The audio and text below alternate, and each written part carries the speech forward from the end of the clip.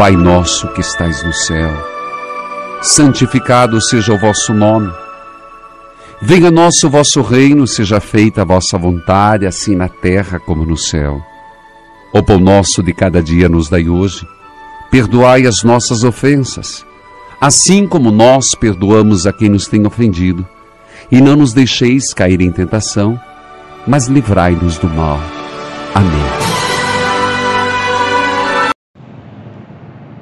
Olá, crianças! Muito bom dia a todos vocês, meus queridos alunos vicentinos.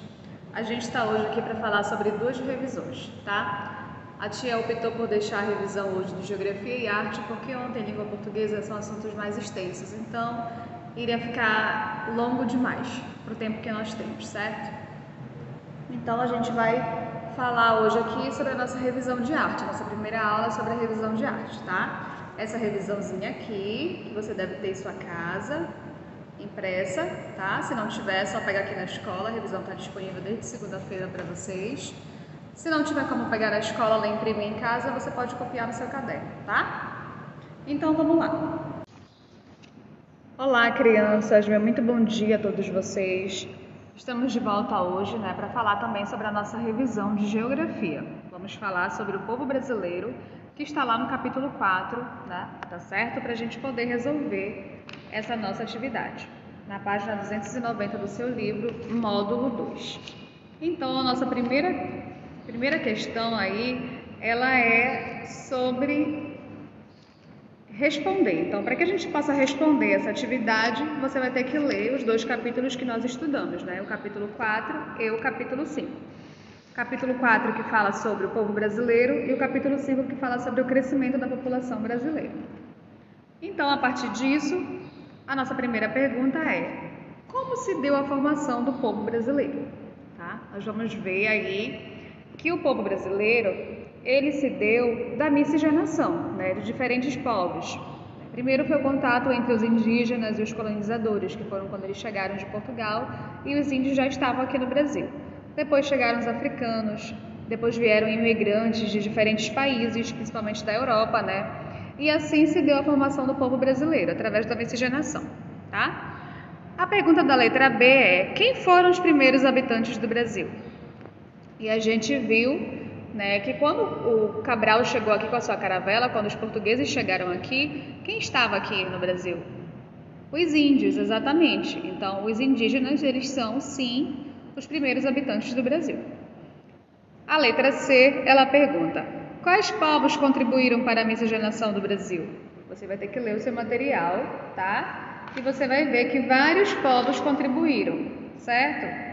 Os indígenas, os portugueses, os africanos, italianos, espanhóis, japoneses, vários outros também contribuíram. Leia o seu material para que você possa responder essa questão.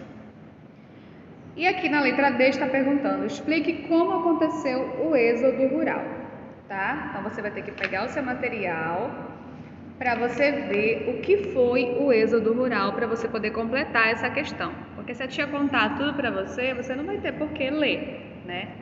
Então, é bom que você pegue o seu material para poder procurar sobre o que é esse êxodo rural para responder aqui. Então, seguindo na letra E, ela está perguntando: cite quais problemas o crescimento desordenado e a falta de investimentos podem causar nas grandes cidades. Então, a gente viu, né, nas nossas aulas que o Brasil teve uma expansão considerável sobre o número da população, né? A taxa de natalidade ela cresceu muito. A gente tem alguns gráficos no nosso livro que a gente vê que do ano de 1832 até 2018, o crescimento ele foi muito grande mesmo. Então, a gente vê que a falta de investimento ela pode causar grandes transtornos na cidade por conta desse problema, né, do crescimento das cidades. A população cresce, a cidade aumenta também, cresce também. Então, que tipo de problemas isso pode causar? Já que não teve esse planejamento das grandes cidades. O que foi que aconteceu? Quais problemas a gente consegue perceber também aqui na nossa cidade? Tá? Na letra F ele pergunta: os imigrantes contribuíram para a nossa cultura? De que maneira? Isso é muito interessante, né? A gente sabe que as pessoas que vieram de outros países a gente chama de imigrantes, né? Eles imigraram de um país do país deles para cá, para o nosso país, para o Brasil. Então, gente, como o nosso país ele é miscigenado, não tem nem muito o que pensar. Miscigenado quer dizer feito da união de vários povos. Então, é claro que os imigrantes eles contribuíram sim para a nossa cultura, né? Nós temos várias características na nossa culinária, nós temos várias características nas nossas danças. Por exemplo, os africanos, né, nos deixaram a capoeira, os africanos nos deixaram a feijoada, os africanos nos deixaram várias outras coisas, né, festas, culturas, religião, que é originado da África, né? Então eles sim, nós temos também influências de outros povos, além dos povos africanos, né? Sim, na nossa cultura, né? Nos nossos costumes. Na segunda questão você vai completar as frases de acordo com a palavra e os números abaixo.